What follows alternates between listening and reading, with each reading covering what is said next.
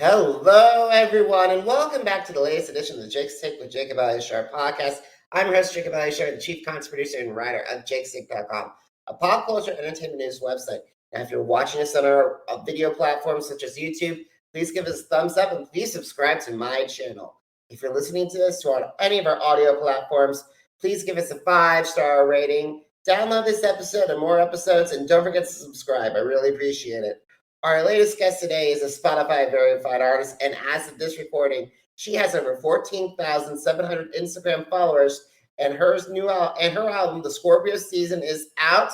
Not to mention her new single, Runaway, which we're going to be talking about soon. So please help me welcome Hunter Blair Ambrose to the podcast.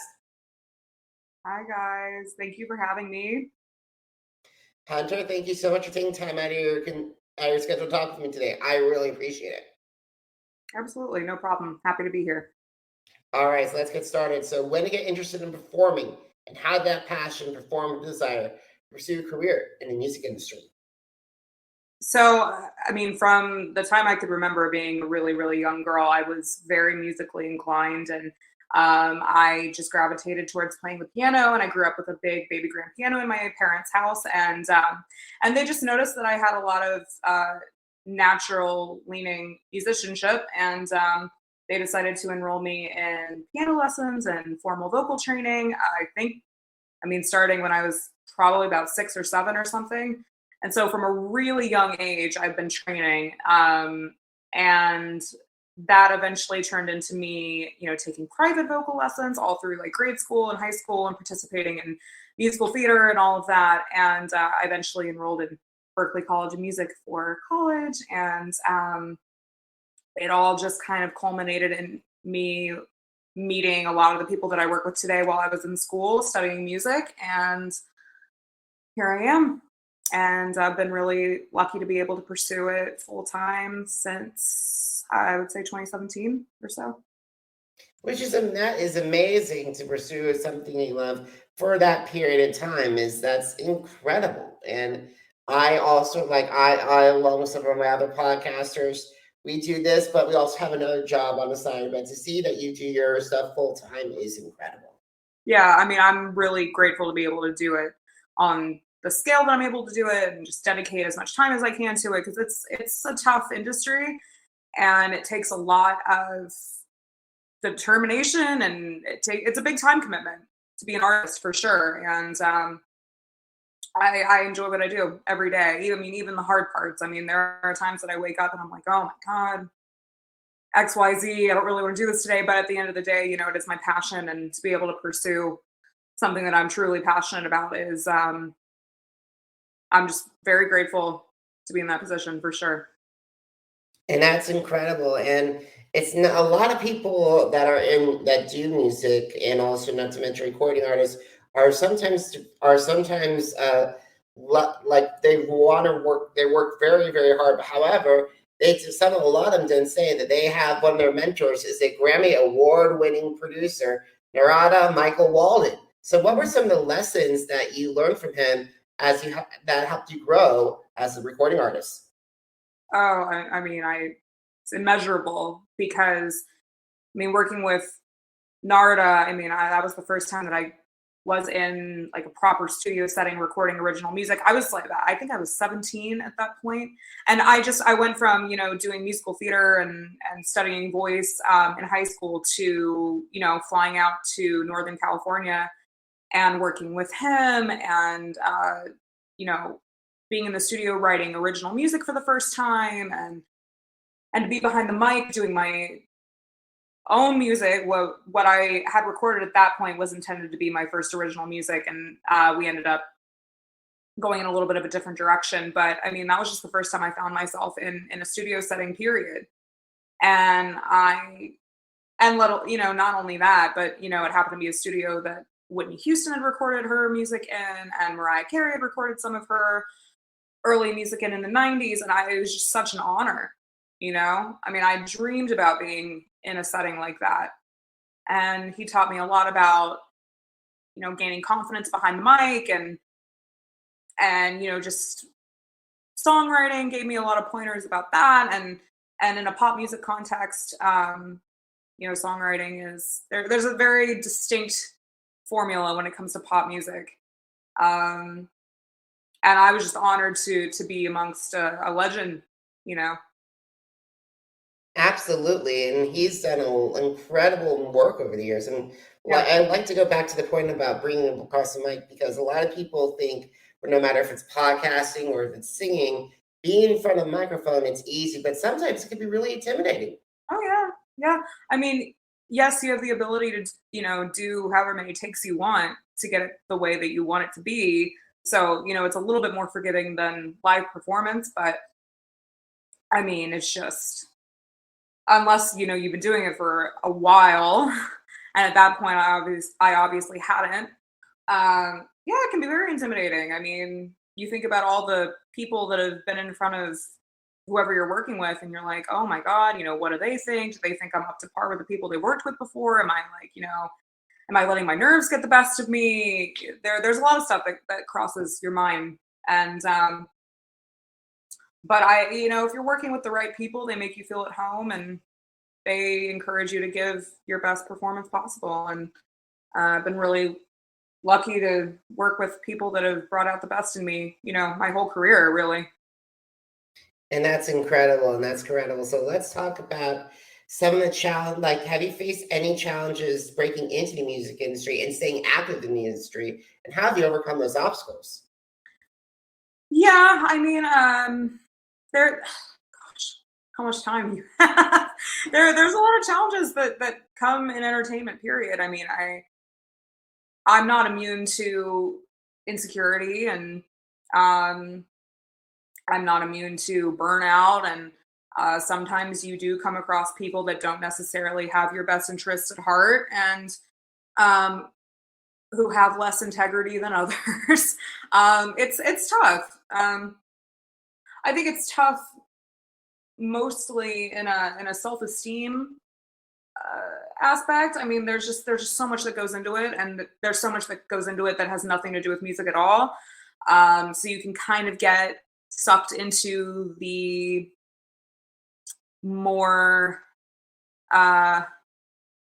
business related aspects of the industry that get really tiring and make it a little less fun.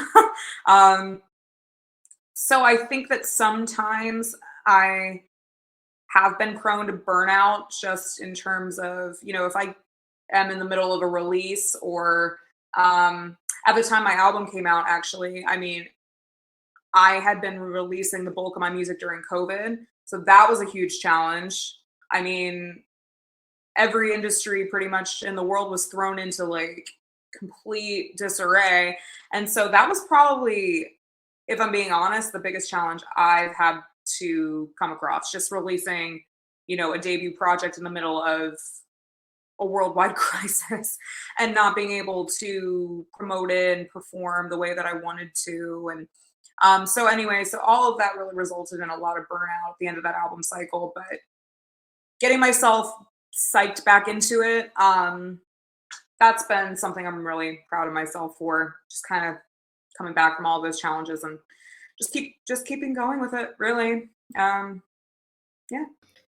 It's pretty, and believe me, it's very tough, because I think I was in New York from the time from March shutdown, March 2000 to Phase 4, but with New York and Los Angeles, those cities, life changed pretty drastically at that point.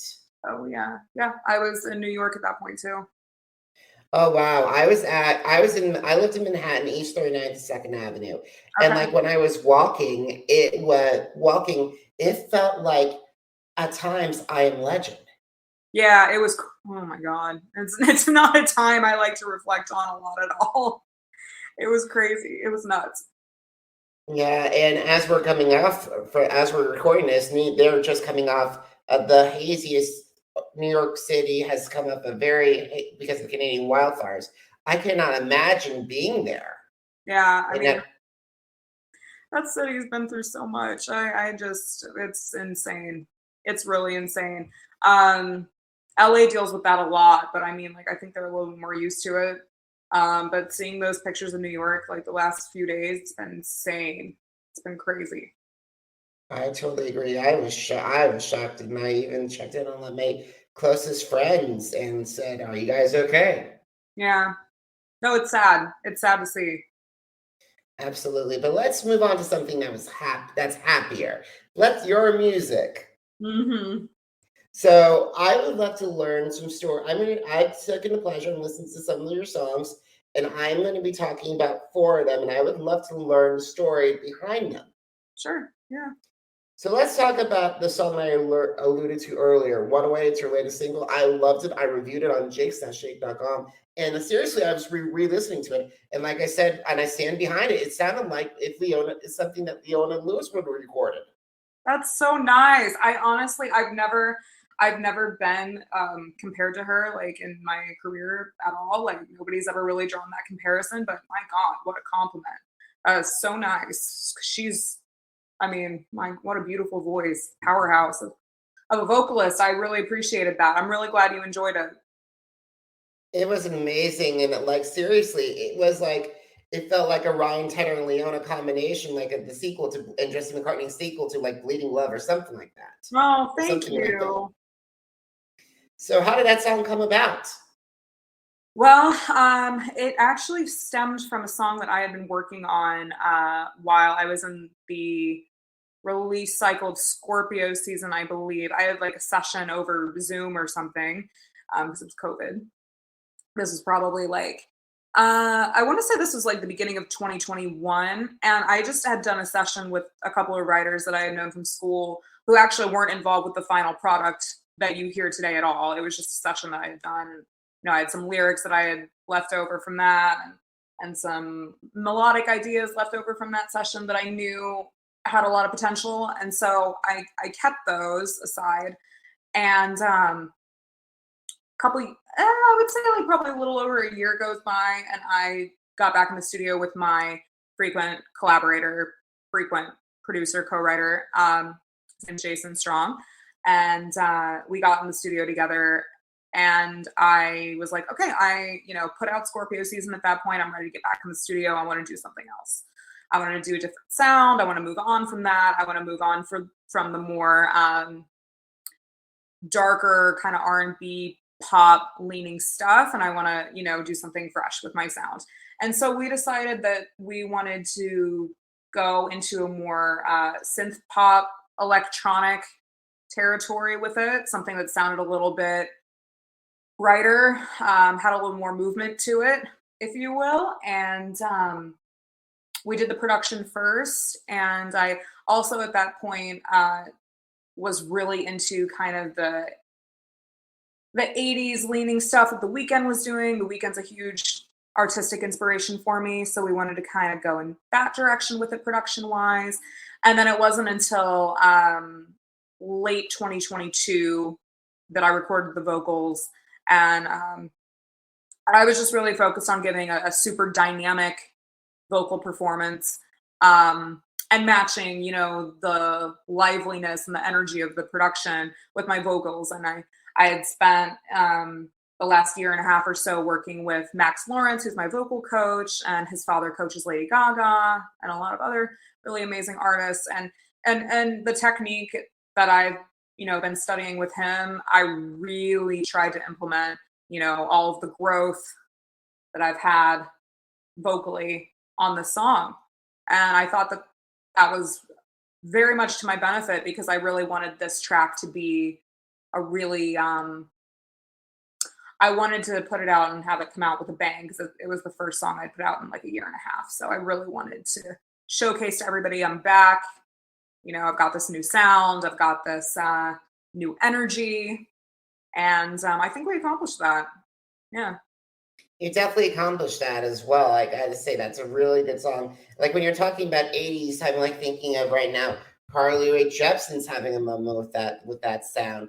Kylie Minogue is getting back to that sound. It's a Mhm. real that's the 80s synth pop wave is having a moment. Oh yeah.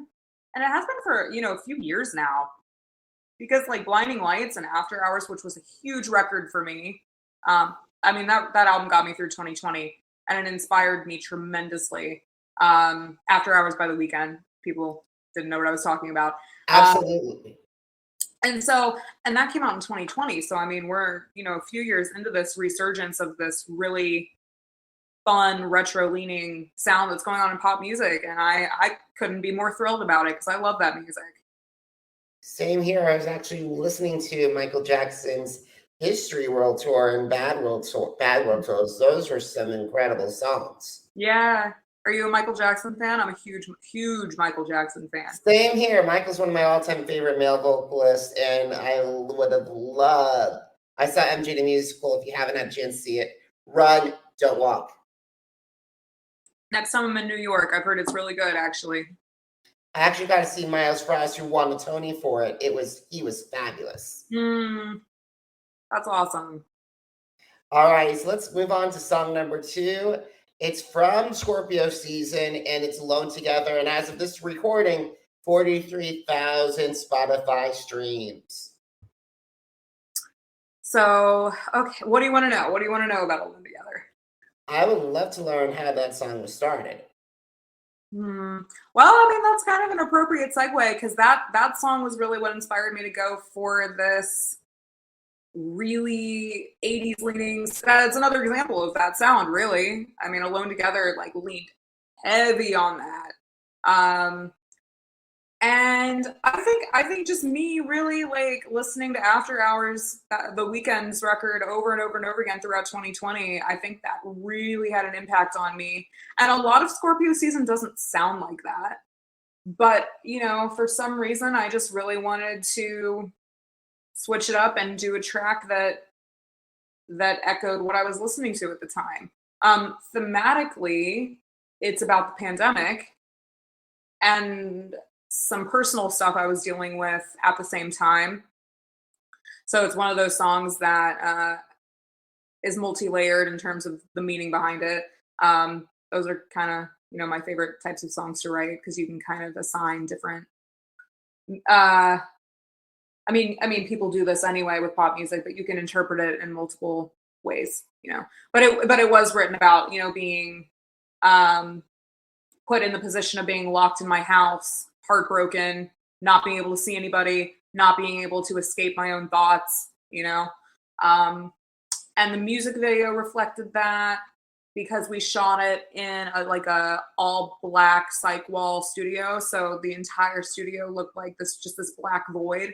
And I was just in this shimmering light in this like all rhinestone outfit. So I was the only beam of light in this black abyss of my, of my mind, really. It was what that was supposed to represent. But yeah, that was the first time I had, decided to go in that direction sonically. And I think by me doing that song, I realized that style really suited my voice. Because I have a bigger, more dramatic sounding voice, and I think those types of sonics really suit that. And it was so fun. It was so fun to record too. Like the vocoder bit in the post-chorus, I came up with that like on the spot when we were doing the production. I was like, I really want to do this like post-chorus breakdown where it's all like this layered vocoded version of my voice because I'm singing that part. And yeah, it was just a blast. I love that song. I gotta say these songs are really good, but like I was just briefly looking at November, and that's your most streamed song, which is 80,000 at this point. Mm-hmm. That must be streaming, like seeing those numbers go up and up and up. Yeah, I mean that song's been out for a minute now. That was my debut. And really, that's a strong debut single. Yeah. It was. I mean, it got a lot of groundswell around it because it interpolates Lady Gaga song in the chorus. So and this is way before it even came out. I mean, this is before I even recorded the vocals, but we registered the song to my ASCAP, and we I had to reach out to her people and like make sure the splits were all, all taken care of because it was like a sample, she had to have songwriting credit. And when I registered it, it became public record, and her fan base like got a hold of it. And at that point, Gaga was supposed to put out another album, which is now what Chromatica is. The song came out in 2019. And yeah, her fans just got a hold of it. And, you know, there was like this huge rumor online in her fan base that I was going to be like collaborating with her because they saw the songwriting credit next to my name. And so that was, you know, a big part of why I got my name out there. It was just the groundswell and the rumor hype train around that song. So that is my most successful song. Based on hype, but also, I mean, I like to give myself a little more credit than that because it's an incredible song. I am so proud of it. I mean, I don't really have a favorite of my discography because they're all like my children, but that's up there. That's still one of my favorites. I mean, Jason, who co-wrote it with me and produced that song, I remember when we were in the studio together, putting the finishing touches on the mix. And so we listened to it all the way through together in his studio. And so I got, you know, obviously have these incredible speakers and got to hear it, you know, almost done. And I remember just hearing it back and just sitting there like, I had no words. It is a special song. And I gotta say, having a writing credit next to Lady Gaga's name is incredible. And I gotta say, I think the Little Monsters is a huge favorite. And hopefully, one of these days, you and Gaga will have a chance to write a song together or even record together. She can do it with Blackpink. She did it with Christina and Ariana. I think you'll be able to do that and hold your own. Let this be the manifestation of that. Maybe someday I'll look back on this interview and cry because it came true. I don't know who I would be without her. I really don't. It's Gaga's an amazing musician. See the artistry. It took me a while to which she wouldn't, but she won me over. In 2013, I actually got to see the Born This Way ball with two of my friends in Kansas City, and it was a phenomenal show. And then, but like to see her evolutionary from Grammy Award-winning to Oscar-winning songwriter is just unbelievable. She really is. She to this day is like such an idol of mine because I've loved her ever since she debuted. Because I think Just Dance, which was her first single, came out when I was like 12 or something.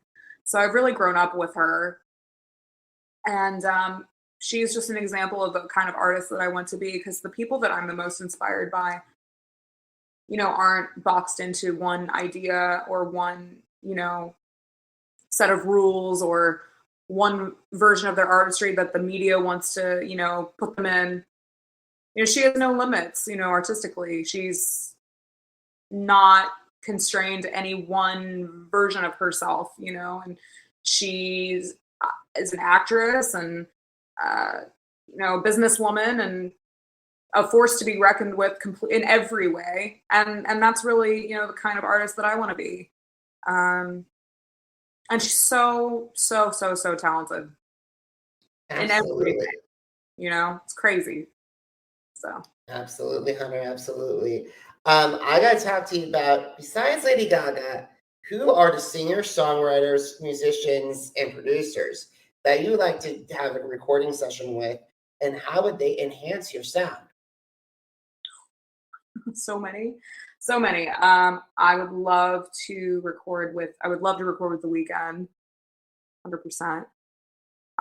I'm sure we could come up with something that would be incredible, especially in that like 80s leaning style that I've been referring to in this interview. Sure, that would be great. I also really love Ariana Grande, and hearing her collaborate with Lady Gaga was kind of crazy for me because I think that in terms of female vocalists, I think that they are probably the biggest inspirations to me currently. So hearing them both together on one track was just crazy for me. And let's see, who else? I'm sure there's more. There's gotta be more. I mean, I think Gaga and The Weeknd, I think, would probably complement my voice the best in terms of like a vocal collaboration. I Go gotta ahead. say, The Weeknd would be a wonderful because I still love one of his collaboration with Lana Del Rey, "Prisoner." It's one of my Mm, favorites. yeah, no, that's a good song. I think that's from like Beauty Behind the Madness, right? Yeah, Yeah, that's an that older. record, that record, The Weeknd. Seriously, of those records, I gotta say, After Hours, and then Beauty Behind the Madness, and also Dawn AM. Those were my three favorite records of his. Mm-hmm. Dawn FM's really good too. Yeah. In terms of producers, I mean, Max Martin's the legend in pop music. He is the guy. Um, that would be incredible. Metro Boomin, who I saw at Coachella, because I do kind of like to dabble in R&B and like kind of hip hop leaning production every once in a while. Who else? Metro Boomin, Max Martin, I gotta say, you and picked up really good choices, especially with Max Martin. Like he's recorded with everybody: Britney, Celine, Bon Jovi, Gaga, Taylor, JT, almost every major name in the past 25 years he's recorded with. he's the guy. I mean, what a career. And Jack Antonoff, actually, producer wise, because I think that he's really responsible for like the direction that pop music is going in right now, especially with what he's done with Taylor Swift and the sound that she's gone for over the last few years. I was really impressed with Midnights. I had to think about that for a second, which is kind of funny considering the chokehold that Taylor Swift has on the industry. Yeah, I mean, Jack Antonoff would be great.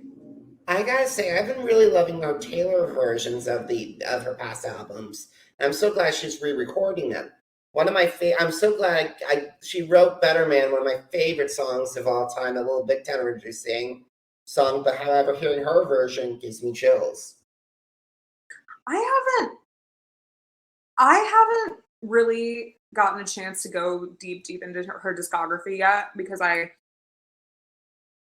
don't know, it took me a while to kind of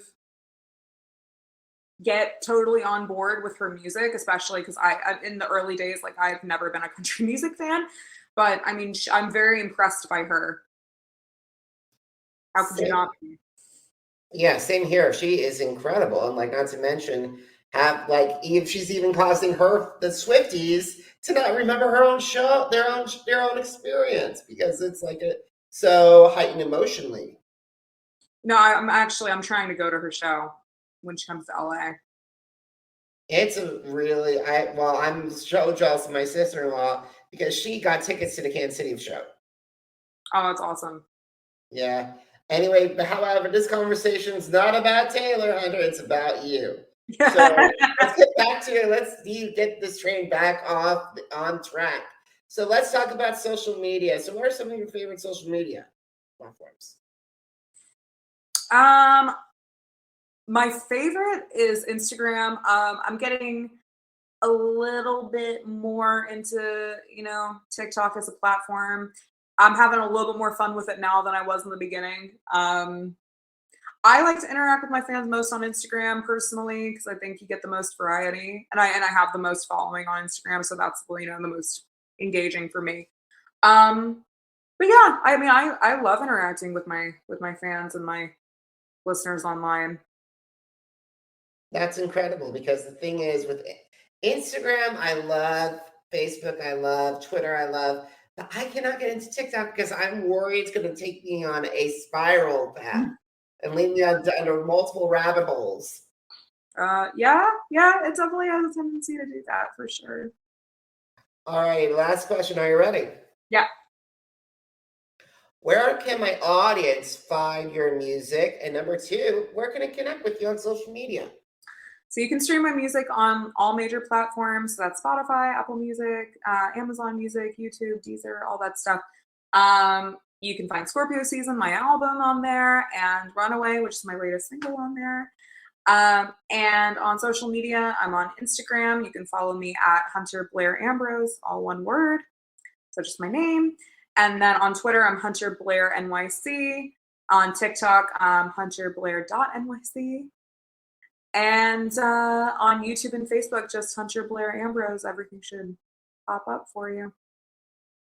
Awesome, guys. If you missed the episode of the Jake's Take with Jacob Elyachar podcast, visit our channels on Apple Podcasts, Deezer, Google Podcasts, iHeartRadio, Podcast Addict, Spotify, and Spreaker.